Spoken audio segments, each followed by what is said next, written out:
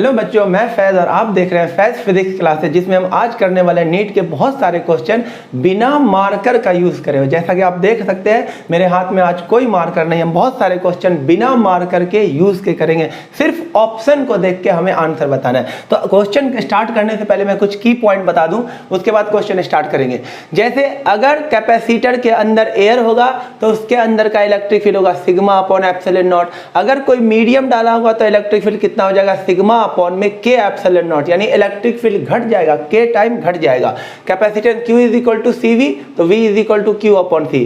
Parallel plate capacitor और capacitance कितना होता है, एप्सिलॉन नॉट A अपॉन में D। A है एरिया ऑफ प्लेट, D है दोनों प्लेट के बीच का सेपरेशन। किसी पॉइंट चार्ज की वजह से r डिस्टेंस पे पोटेंशियल कितना होता है, KQ by R। Electric field कितना होता है, KQ upon R square. Work done in moving a charge from one point two another point क्या होता है, पोटेंशियल डिफरेंस इनटू में charge. Axial line of dipole, dipole के एक्सियल लाइन पर electric field कितना था, 2kp अपॉन में x cube. Equatorial line पर कितना होता है, kp अपॉन में x क्यूब। यहाँ पे p क्या है, डाइपोल मोमेंट। और कोई मेटालिक शेल है जिसके ऊपर चार्ज है तो उसके अंदर इलेक्ट्रिक फील्ड कितना होगा, 0। और पोटेंशियल चाहे A पे निकालो, चाहे B पे निकालो, चाहे C पे निकालो, अंदर कहीं पर भी निकालोगे पोटेंशियल क्या होगा, सेम, कितना, KQ बाई R। और गॉस थ्योरम क्या बोलता है, टोटल फ्लक्स किसके इक्वल होता है, charge enclose divided by epsilon not. और फ्लक्स का बेसिक फॉर्मूला क्या होता है, EA cos थीटा। तो चलिए अब स्टार्ट करते हैं क्वेश्चन। पहला क्वेश्चन है AIPMT 2014 में आया हुआ क्वेश्चन, जिसमें ये कैपेसिटर दे रखा है और इसके अंदर दो डाइलेक्ट्रिक मीडियम डाला हुआ K1 K2। K2 का डाइलेक्ट्रिक कांस्टेंट क्या है, K1 से ज्यादा है। K2 ज्यादा है, K1 कम है। तो आपको इलेक्ट्रिक फील्ड और डिस्टेंस के बीच में ग्राफ दिया हुआ था। देखो इसको कैसे बिना मार्कर का यूज करें सॉल्व करेंगे। अभी पता आपको एयर में इलेक्ट्रिक फील्ड ज्यादा होगा और मीडियम में इलेक्ट्रिक फील्ड क्या हो जाएगा, कम हो जाएगा। तो देखिए अब इसके ऑप्शन को देखिए। सबसे पहले इलेक्ट्रिक फील्ड क्या है, देखो एयर है तो इलेक्ट्रिक फील्ड क्या होगा, ज्यादा। तो देखो ज्यादा इलेक्ट्रिक फील्ड इसमें भी है, इसमें भी है, इसमें भी है, इसमें चारों में पहले ज्यादा है। फिर क्या आ गया, मीडियम, तो इलेक्ट्रिक फील्ड कम होगा। तो इलेक्ट्रिक फील्ड इसमें कम हो रहा है, इसमें कम नहीं हो रहा था, ये गया, इसमें कम हो रहा है, और इसमें तो 0 हो गया था। ये दोनों ऑप्शन हट गया, अब बच गया ये ऑप्शन और ये ऑप्शन, A और C। इलेक्ट्रिक फील्ड कम हो रहा है, ठीक है। फिर एयर आ गया, तो फिर इलेक्ट्रिक फील्ड क्या हो गया, ज्यादा। यहां तक ये दोनों ऑप्शन सही है। उसके बाद फिर मीडियम आ गया, तो इलेक्ट्रिक फील्ड क्या होगा, फिर कम हो जाएगा। तो इलेक्ट्रिक फील्ड ज्यादा कम हो जाएगा, और लेकिन इसमें बढ़ा दिया गया, तो ऑप्शन कौन सा होगा, A is the right answer. अब अगला क्वेश्चन है बच्चों, तीन कैपेसिटर को किस तरह जोड़ा जाए। तीनों का कैपेसिटेंस कितना है, ईच 4 माइक्रोफैरड। तीनों कैपेसिटर कैपेसिटेंस 4 माइक्रोफैरड, उसे किस तरह जोड़ा जाए कि नेट कैपेसिटेंस कितना आ जाए, 6 माइक्रोफैरड। देखिए अब सीरीज में फॉर्मूला क्या होता है, 1/C1 plus 1/C2 1/C3। Parallel में क्या होता है, तीनों को ऐड करते हैं। तो देखो अगर दो को भी पैरेलल में जोड़ दोगे तो वो क्या आ जाएगा, 12 आ जाएगा। तो 4 4 8 माइक्रोफैरड आ जाएगा। तुम्हें तो लाना है 6। तो जो पैरेलल वाला है ऑल ऑफ देम पैरेलल, ये गया ऑप्शन से। और कनेक्टिंग 2 इन पैरेलल, ये भी गया ऑप्शन से। ये भी कट गया ऑप्शन से, ये भी। बस कटिंग के लिए तो मार्कर यूज ही कर सकता हूँ। ये भी ऑप्शन में नहीं होगा और ये भी नहीं हो सकता। पैरेलल में अगर दो को भी जोड़ देंगे पैरेलल में तो क्या हो जाएगा, वो 4 और प्लस 4 कितना हो जाएगा, 8। हमें तो लाना 6 है। अब तीनों को अगर सीरीज में जोड़ेंगे तो क्या आएगा बताओ, 1/4 प्लस 1/4 प्लस 1/4, तो कितना आ जाएगा, 3/4। उल्टा करेंगे तो क्या आ जाएगा, 4/3 माइक्रोफैरड। फिर भी 6 नहीं आया, तो ये ऑल इन सीरीज भी नहीं होगा। बच कौन गया, option A right answer. Check भी मत करो, आंसर A हो जाएगा, A हो जाएगा राइट आंसर। नेक्स्ट क्वेश्चन है बच्चों, देखो a point charge Q, a point Q, ये point Q lie on the perpendicular bisector of an electric dipole of dipole moment P if the distance Q from the dipole is R, यानी Q का distance जो dipole है वो कितना है, R है। The electric field is proportional to this, यानी बात हो रही है यहां पर इलेक्ट्रिक डाइपोल के इक्वेटोरियल लाइन की। और एक बोला ना, Q lie on the perpendicular bisector of electric dipole. तो ये इलेक्ट्रिक डाइपोल है, इसका ये होता है परपेंडिकुलर बाइसेक्टर, इसे हम बोलते हैं इक्वेटोरियल लाइन। और इक्वेटोरियल लाइन पर जो इलेक्ट्रिक फील्ड होता है वो होता है KP अपॉन में x क्यूब। आंसर दिख क्या होगा, डाइपोल मोमेंट के तो डायरेक्टली प्रोपोर्शनल, डाइपोल मोमेंट के तो क्या है, डायरेक्टली प्रोपोर्शनल। कुछ भी मत करो, एक ही ऑप्शन है ये D। चेक भी नहीं करना किसी को। डाइपोल मोमेंट का क्या है, डायरेक्टली प्रोपोर्शनल। देखिए इसमें ऑप्शन में सिर्फ पी के एक ही डायरेक्टली प्रोपोर्शनल है, और inversely proportional to x cube, यानी कि डायरेक्टली प्रोपोर्शनल टू पावर -3। देखो इसके इनवर्सली प्रोपोर्शनल है पावर 3 के, अगर डायरेक्टली लिखेंगे तो क्या आ जाएगा, पावर -3। तो option D is the right answer.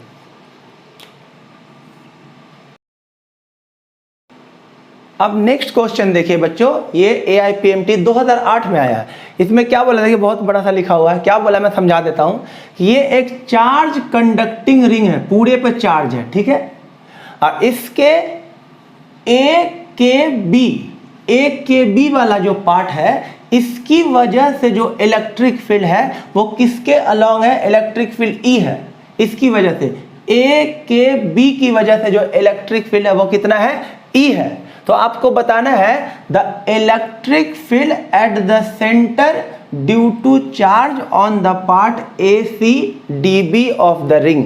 यानी कि अब आपको बताना है कि ACDB पर जो चार्ज है पूरा, उसकी वजह से इलेक्ट्रिक फील्ड कितना होगा और किधर होगा। तो समझिए, सबसे पहले बताइए कि AKB पूरे पे पॉजिटिव चार्ज है, तो AKB के वजह से जो इलेक्ट्रिक फील्ड जो E दे रखा है वो सेंटर पर, तो वो किधर होगा, पॉजिटिव चार्ज है, तो इलेक्ट्रिक फील्ड क्या होता है, आउटवर्ड। तो इतना तो अब मैं मानकर बस यूज कर सकता हूं, ये जो दिया हुआ उसके बस लिख देता हूं कि इलेक्ट्रिक फील्ड किधर है। तो AKB का जो इलेक्ट्रिक फील्ड होगा वो इधर होगा, ये रहा E। बोला ना उन्होंने, ये तो बोला था मैंने, मानकर यूज किया। ये लिखा हुआ है कि AKB पार्ट पर जो इलेक्ट्रिक चार्ज है उसकी वजह से इलेक्ट्रिक फील्ड कितना, E, पॉजिटिव चार्ज है तो इलेक्ट्रिक फील्ड किधर होगा, बाहर। अब एक चार्ज रिंग के सेंटर पे कोई इलेक्ट्रिक फील्ड नहीं होता, नेट इलेक्ट्रिक फील्ड 0 होता। क्यों, अगर ये पूरा चार्ज है तो समझिए इसका इलेक्ट्रिक फील्ड किधर होगा, इधर, तो इसका इलेक्ट्रिक फील्ड क्या होगा, इधर, दोनों कैंसिल। ये वाले चार्ज का इलेक्ट्रिक फील्ड इधर होगा तो इस वाले चार्ज का इलेक्ट्रिक फील्ड इधर, ये भी कैंसिल। इस वाले चार्ज का इलेक्ट्रिक फील्ड किधर होगा, ऊपर, तो इस वाले चार्ज का इलेक्ट्रिक फील्ड क्या हो जाएगा, नीचे, वो भी कैंसिल। इसका इलेक्ट्रिक फील्ड किधर होगा, इधर, और इसका इलेक्ट्रिक फील्ड क्या होता है, इधर। सब क्या करेंगे, एक दूसरे को कैंसिल। तो एक चार्ज रिंग के सेंटर पर कोई भी इलेक्ट्रिक फील्ड नहीं होता है, यानी इसके भी सेंटर पर कोई इलेक्ट्रिक फील्ड नहीं होगा। यानी ये इलेक्ट्रिक फील्ड 0 कब होगा, जब इतना ही इलेक्ट्रिक फील्ड क्या हो, अपोजिट डायरेक्शन में। तो इलेक्ट्रिक फील्ड का मैग्नीट्यूड क्या हो जाएगा, E, और किस डायरेक्शन में, इस तरफ, यानी E और किसके अलॉन्ग, OK के अलॉन्ग। तो देख लो ऑप्शन E अलॉन्ग OK। एक बार फिर से देख लो, AKB की वजह से जो इलेक्ट्रिक फील्ड है E इस तरफ है, और हम जानते हैं चार्ज रिंग की वजह से नेट इलेक्ट्रिक फील्ड सेंटर पे क्या होता है, 0। तो इसको 0 करने के लिए इतना ही इलेक्ट्रिक फील्ड क्या होना चाहिए, इसके अपोजिट डायरेक्शन में। तो जो इस वाले चार्ज की वजह से इलेक्ट्रिक फील्ड होना चाहिए वो कितना होना चाहिए, E, और वो भी किस तरफ, O से K की तरफ। तो ऑप्शन B क्या है करेक्ट, E अलॉन्ग OK। तो ऑप्शन B क्या हो जाएगा करेक्ट, बिना कुछ किए हुए। अब नेक्स्ट क्वेश्चन क्या है बच्चों, देखिए AIPMT 2006 में आया हुआ है, a square surface of side L in the plane of paper, a uniform electric field is also in the plane of paper, is limited only lower half of the square. Lower half पे electric field E है। The flux associated with square surface, इस square surface से कितना flux pass होगा। Orally answer, कुछ करना ही नहीं। Flux का formula phi is equal to EA cos theta, where theta is angle between electric field vector and area vector।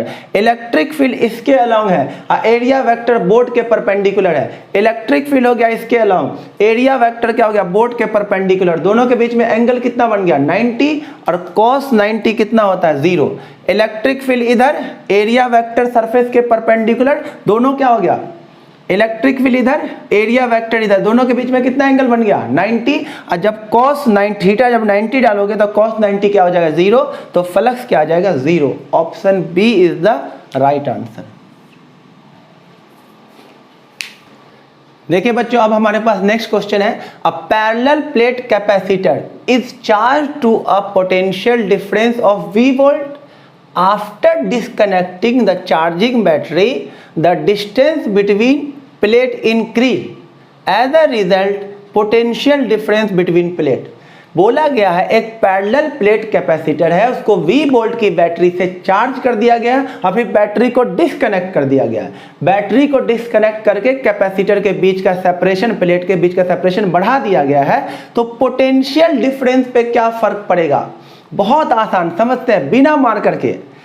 जैसे ही battery को डिस्कनेक्ट किया, बैटरी को जैसे ही डिस्कनेक्ट किया तो अब कैपेसिटर में से चार्ज कहीं फ्लो नहीं होगा, तो उसका चार्ज क्या हो जाएगा, कांस्टेंट। जैसे बैटरी से डिस्कनेक्ट किया गया कैपेसिटर को, उसका चार्ज क्या हो जाएगा, कांस्टेंट। एक बात, चार्ज उसका क्या हो जाएगा, कांस्टेंट। अब आ जाइए यहां पर, देखिए Q is equal to CV होता है, V is equal to Q upon C होता है। Q तो हो गया कांस्टेंट, तो अब V क्या है, सिर्फ C पे डिपेंड कर रहा है, वो भी कैसा, प्रोपोर्शनल, इनवर्सली। देखो कुछ भी यूज मारकर यूज नहीं कर रहा हूं, तो एकदम ध्यान से देखो। Q is equal to CV, तो V इज इक्वल टू क्या हो गया, Q अपॉन C। बैटरी के डिस्कनेक्ट करने से चार्ज कांस्टेंट हो गया, और जब चार्ज कांस्टेंट हो गया तब पोटेंशियल डिफरेंस C के क्या हो गया, इनवर्सली प्रोपोर्शनल। C बढ़ेगा तो V घटेगा, और C घटेगा तो V बढ़ेगा। और जब हम सेपरेशन को बढ़ाएंगे पैरेलल प्लेट कैपेसिटर का, पैरेलल प्लेट कैपेसिटर का कैपेसिटेंस कितना होता है, epsilon naught A upon D। जब D को आप बढ़ाओगे तो C घटेगा, D को बढ़ाओगे तो C घटेगा, और C घटेगा तो पोटेंशियल बढ़ेगा, पोटेंशियल इंक्रीज होगा। Option D is the right answer. देखिए बच्चों, अब हमारे पास नेक्स्ट क्वेश्चन है, अ charge Q is located at the centre of cube, the flux through any one face of the cube. एक क्यूब है और उसके बीच सेंटर पे एक चार्ज Q रखा हुआ है, तो उसके एक फेस से कितना फ्लक्स पास होगा। तो देखो, अगर बोला जाता टोटल फ्लक्स कितना पास होता था, according to Gauss theorem total flux किसके इक्वल होता है, charge enclose divided by epsilon naught. तो अगर टोटल फ्लक्स पूछा जाता तो चार्ज इनक्लोज कितना है, चार्ज इनक्लोज हो जाता Q divided by epsilon naught, answer आ जाता Q अपॉन में एप्सिलॉन नॉट। लेकिन क्या बोला गया, एक फेस से कितना फ्लक्स पास होगा। तो टोटल 6 फेस होते हैं, तो एक फेस से कितना पास होगा, टोटल फ्लक्स का 1/6 से क्या हो जाएगा, डिवाइड, यानी आंसर होगा Q अपॉन में 6 एप्सिलॉन नॉट। कितना होगा, टोटल होता है तो Q अपॉन में एप्सिलॉन नॉट, और एक फेस से पूछा तो 6 से क्या हो जाएगा, divide, which is Q upon में 6 एप्सिलॉन नॉट। अब इसमें देखिए कौन सा ऑप्शन है, Q अपॉन में 6 एप्सिलॉन नॉट, ऑप्शन डी। 4 पाई से 4 पाई कट जाएगा, और आंसर क्या आ जाएगा, Q अपॉन में 6 epsilon not. Option D is the right answer.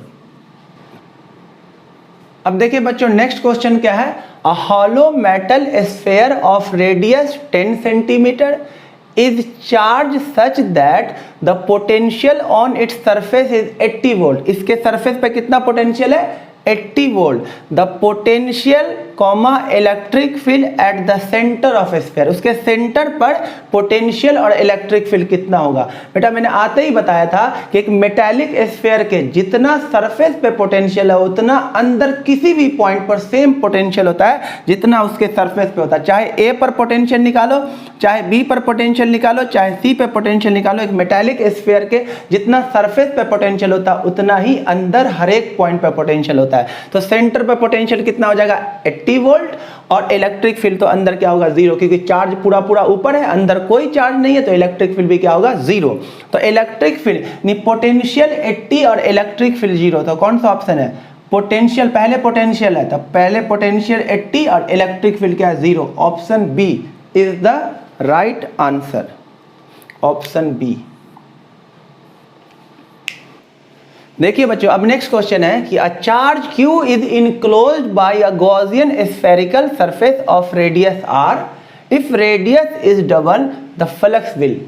यानी कि अगर ये चार्ज Q है इस स्फीयर के अंदर, अगर इस रेडियस को डबल कर दिया जाए तो फ्लक्स कितना हो जाएगा। देखो गॉस थ्योरम के अकॉर्डिंग बेटा फ्लक्स क्या होता है, charge enclose divided by epsilon not. चाहे रेडियस R हो तब भी इनक्लोज चार्ज Q होगा, चाहे रेडियस 2R हो, चाहे रेडियस 3R हो, चाहे रेडियस 5R हो, चार्ज इनक्लोज तो Q ही रहेगा और एप्सिलॉन नॉट सेम ही रहेगा। तो रेडियस को डबल करो, ट्रिपल करो, फ्लक्स जितना है उतना ही रहेगा, क्योंकि चार्ज इनक्लोज उतना ही रहेगा।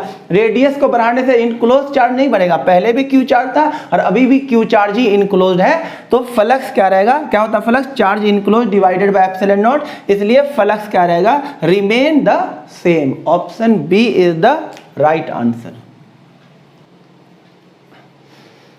देखिए बेटा नेक्स्ट क्वेश्चन है, ए बी सी 3 पॉइंट है इस यूनिफॉर्म इलेक्ट्रिक फील्ड में और आपको बताना है ए पर का पोटेंशियल मैक्सिमम है, बी पर का पोटेंशियल मैक्सिमम है, सी पर का पोटेंशियल मैक्सिमम है या फिर तीनों पर का पोटेंशियल सेम है। तो बच्चों इस क्वेश्चन के लिए आपको एक चीज याद रखना है कि इलेक्ट्रिक फील्ड का डायरेक्शन उधर ही होता है जिधर पोटेंशियल डिक्रीज होता है। Direction of electric field will be in that direction where potential decreases.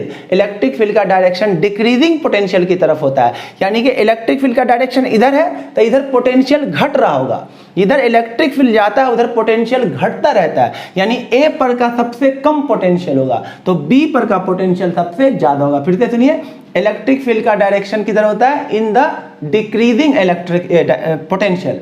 Electric field का डायरेक्शन पोटेंशियल जिधर घटता है उधर होता है तो इधर पोटेंशियल घट रहा होगा, यानी ए पर का सबसे कम होगा और बी पर का पोटेंशियल सबसे ज्यादा होगा, तो बी पर पोटेंशियल क्या होगा, मैक्सिमम।